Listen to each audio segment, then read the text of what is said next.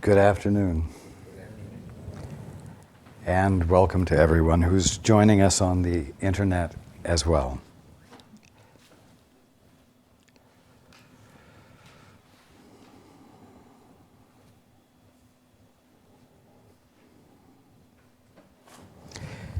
I gave you all two prayers, and I'd like to talk about them for just a moment. The first one was, I wish to see the evidence of love. And the second one was, I wish to be the evidence of love.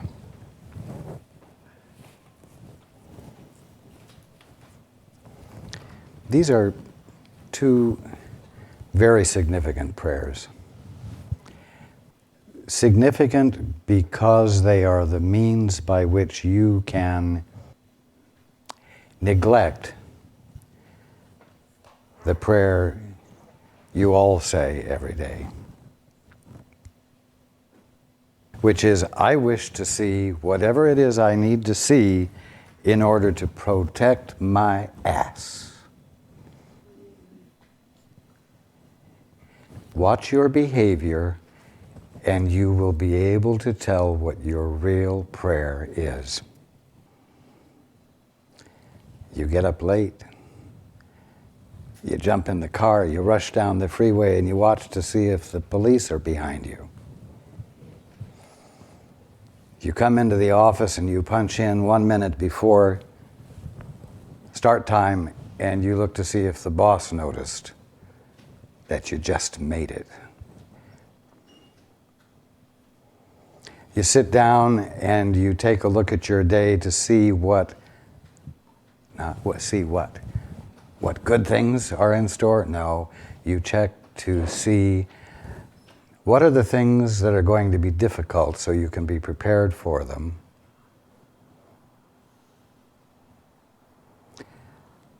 You're constantly looking at your world to get your guidelines so that you can manage to get to the end of your day somewhat gracefully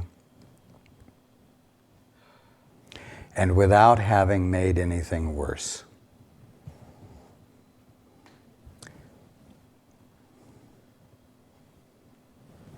Now, that's a rather severe description, but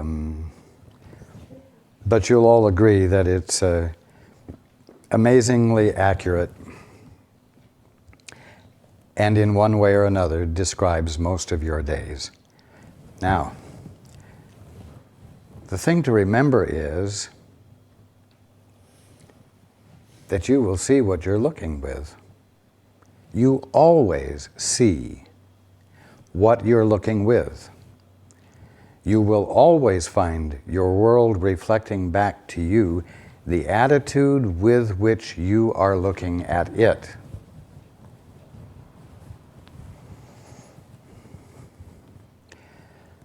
If you are depressed, the clouds are depressing. If you're full of joy, the clouds are beautiful. Or you say, oh, wow, this is a good chilly day. A great day to have a hot, inside warming dish. I've been waiting for this day because I can't have it on hot days. What you're looking with is what you will see. And so these two prayers are significant. The first one, I wish to see the evidence of love.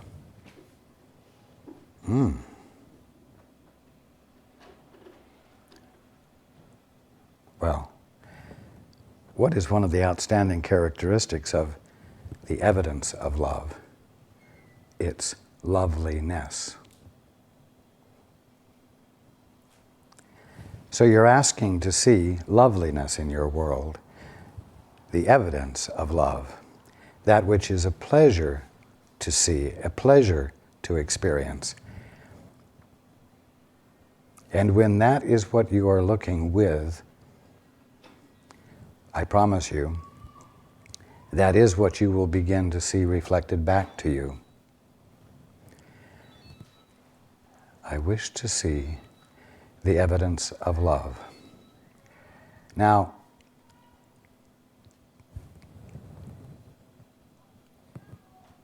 God is love. And so when you say, I wish to see the evidence of love, you're really saying, I wish to see the evidence of the presence of God. If that isn't included in the meaning of the words, I wish to see the evidence of love, you're not being open enough. Because you don't want to just see the evidence of friends and neighbors and acquaintances being loving toward each other. You want to see the evidence of the love that God is embodying in and as the world.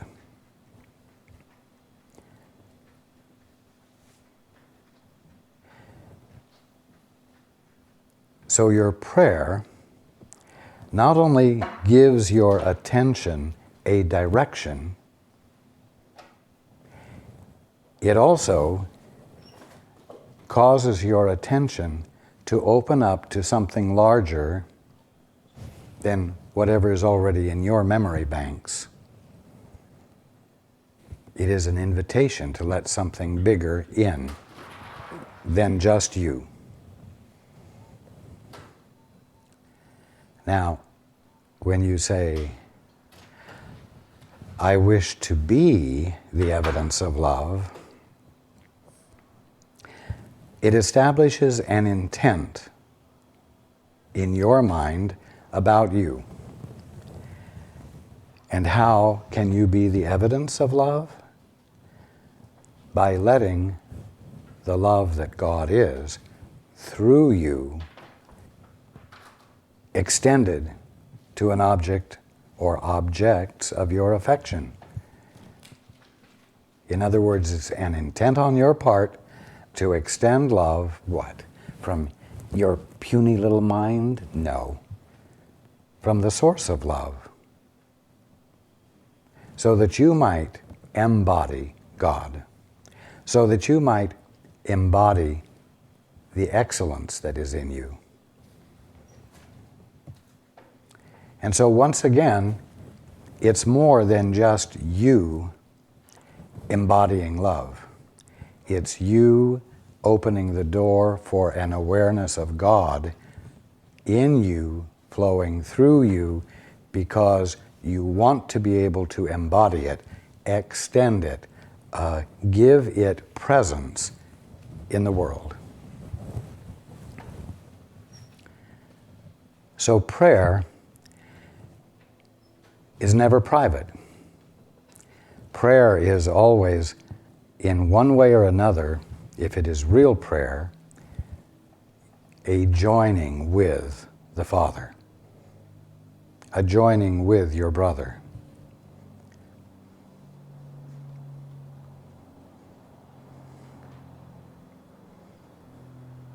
Why? Just so you can feel better? Just so you can have a less strenuous day? No, because doing this causes you to become an agent for change, what you might call a dynamic, healing presence. The Course uses the word correction often. This and that call for correction. And as I've said before, you've got to remember that correction isn't punishment. Correction is healing. Correction is the uncovering of what is real right where something unlike God seemed to be going on. Healing or correction is the uncovering of truth. Healing or correction is the uncovering of reality.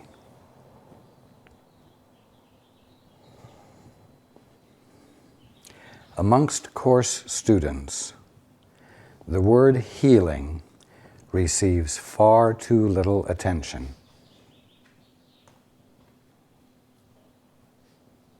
And yet, if there is going to be redemption, there's got to be change. There's going to be change. There's going to be the replacement of that which is unlovely with that which is lovely, recognizably lovely. Something recognizably pleasurable to be experiencing and sharing.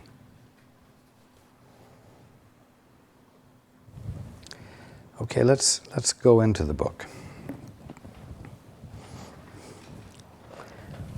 Again, if you're in the Sparkly book, it's page 149, first full paragraph. In the second edition, page 117, first full paragraph. And the first edition, page 108, last full paragraph. To be in the kingdom is merely to focus your full attention on it. There's the magic word attention again. Your attention is God's treasure.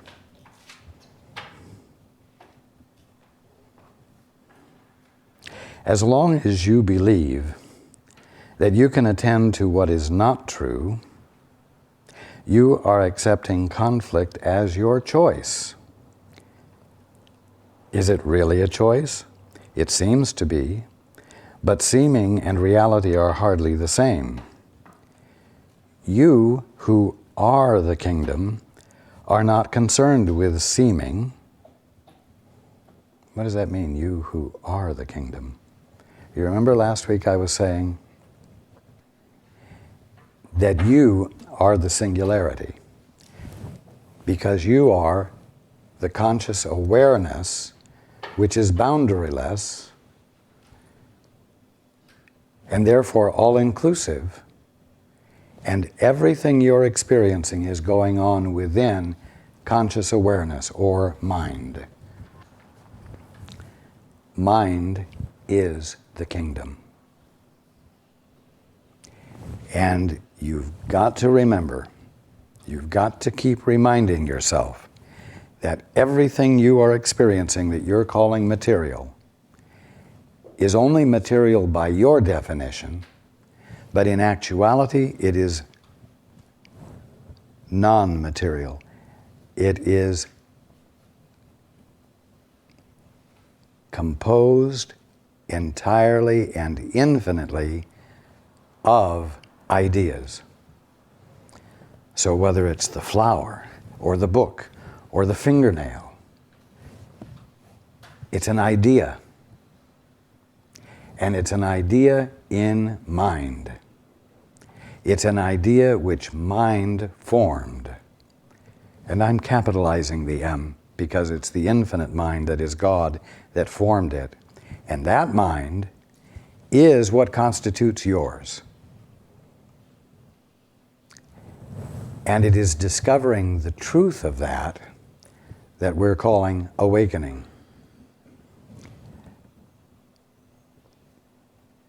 So, you who are the kingdom, you, when you are, I'm going to say, being out from mind, instead of being as a body, are not concerned with seeming. Reality is yours because you are reality. This is how having and being are ultimately reconciled. Not in the kingdom, it's not reconciled in the kingdom, but in your minds. The altar there, in your minds, is the only reality. The altar is perfectly clear in thought because it is a reflection of perfect thought, with a capital T. A thought or idea in the mind of God. It sees only brothers because it sees only in its own light. Now remember, what we're talking about here is you.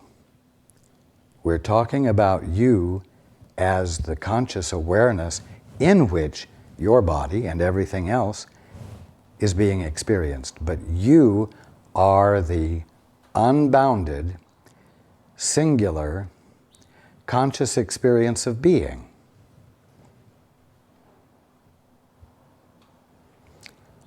Continuing, God has lit your minds Himself and keeps your minds lit by His light, because His light is what your minds are.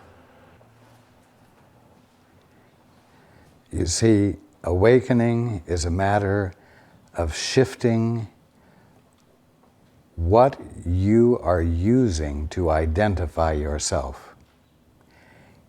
Awakening is a matter of shifting from identifying with and as the body to identifying with and as pure conscious awareness in which creation infinitely is being experienced.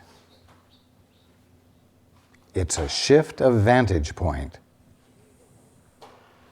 And again, a shift of what you are using to identify yourselves by. And so again, God has lit your minds Himself and keeps your minds lit by His light, because His light is what your minds are. This is totally beyond question. And when you questioned it, you were answered. The answer merely undoes the question by establishing the fact that to question reality is to question meaninglessly. Now it says, when you questioned it, you were answered. And the answer was, what you're trying to do is meaningless, and if you insist upon doing it, you will have a meaningless experience. You may, if you wish, do it, but understand that you aren't accomplishing anything at all. You aren't accomplishing anything at all. Again, the answer merely undoes the question by establishing the fact that to question reality is to question meaninglessly. That is why the Holy Spirit, which is nothing more than your right mind, never questions. His sole function is to undo the questionable and thus lead to certainty. So, you should be getting the idea that the movement of awakening will be a movement away from uncertainty and a million questions into certainty in which only knowing is going on. Continuing, the certain are perfectly calm because they are not in doubt. They do not raise questions because nothing questionable enters their minds. This holds them in perfect serenity because this is what they share, knowing what they are. Now, this experience does not await you in the distant future. It awaits you in any moment in which you are willing to set aside concern, to set aside fretfulness, to set aside your confidence in your personal capacity to solve your problems, and to become still, and to turn toward the altar within you, and invite something more into your experience than just you and your capacity to figure things out. Now, you do this by saying help, or you do this by asking a question. Mind you, as long as you are in doubt, you will have questions, and it's not a sin to ask a question. It's only a mistake to ask a question of yourself. You want to ask the question of something that has certainty. God. Or God's agent, if you will, the Holy Spirit. Your divinity, which is held in trust while you dally with the ego. I wish to see the embodiment of love. I wish to be the embodiment of love. That's the way you open yourself up, in a relevant way. Relevant to you and relevant to your world. That's the way you open the door to serenity. Continuing, as has so often been said, healing is both an art and a science. It is an art because it depends on inspiration, in the sense that we have already used the term. Inspiration is the opposite of dispiriting, and therefore means to make joyous. When you say, I wish to see the evidence of love, you are inviting the experience of joy. You're opening the door for joy to come in. When you are looking, when you are wishing to see that which will help you or allow you to protect yourself better, you are looking through the lens of fear, and fear is the motivation, and fear is enervating. It is dispiriting, which means you experience a loss of energy, and you also block the experience of inspiration.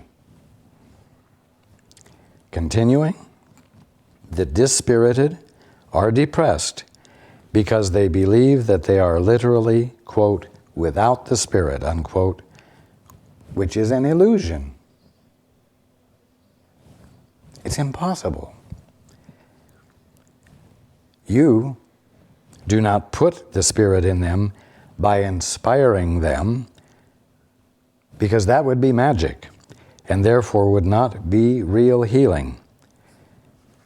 And this is important. You do, however, recognize the Spirit that is already there, the capital S Spirit, and thereby reawaken it. This is why the healer is part of the resurrection and the life. This is why you are part of the resurrection and the life. The Spirit is not asleep in the minds of the sick, but the part of the mind that can perceive it and be glad is.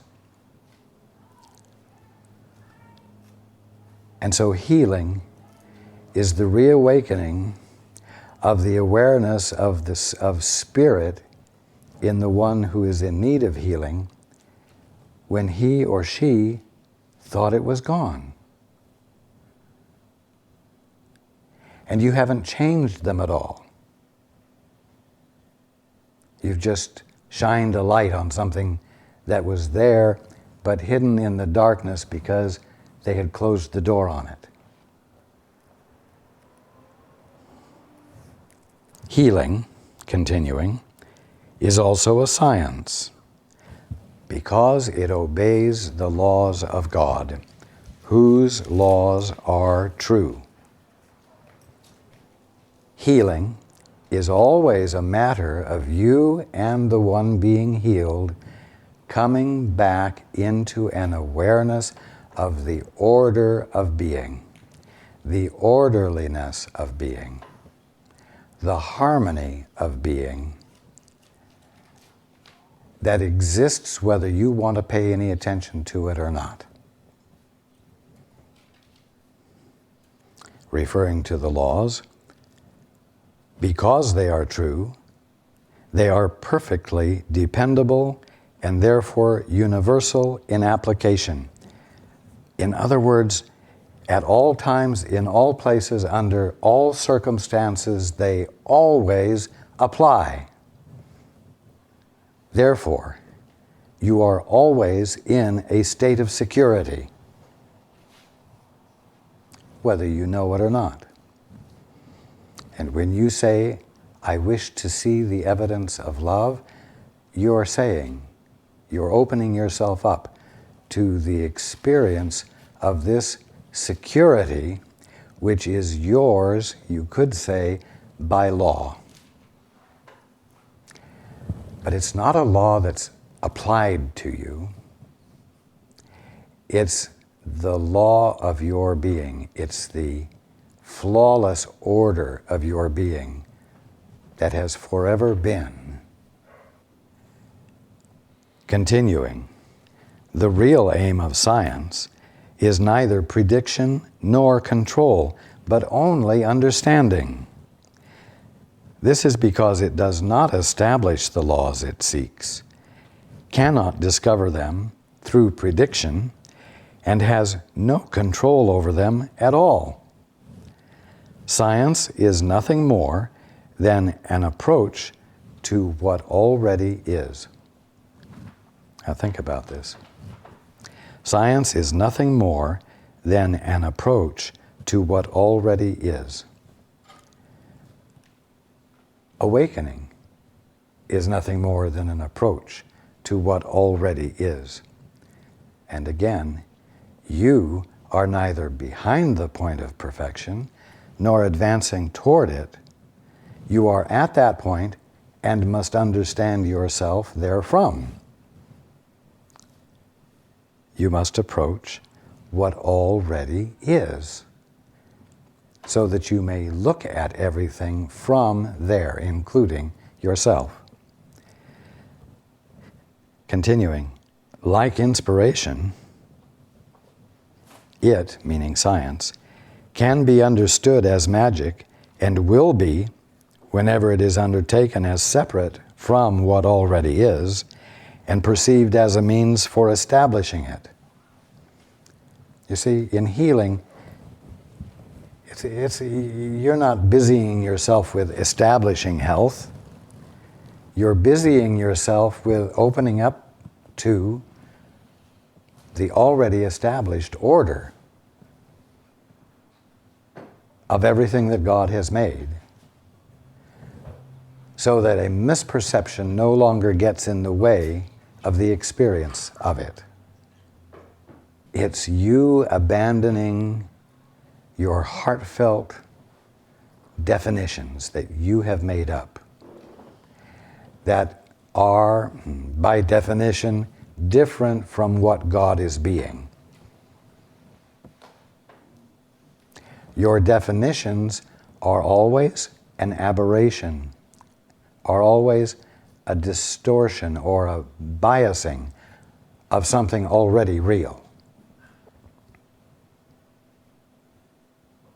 And in that sense, your definition constitutes a denial to one degree or another of that which already is. Healing is being willing to abandon your commitment to your definition with a curiosity to what? See the evidence of love there. See the evidence of God there. And so again, like inspiration, science can be misunderstood as magic,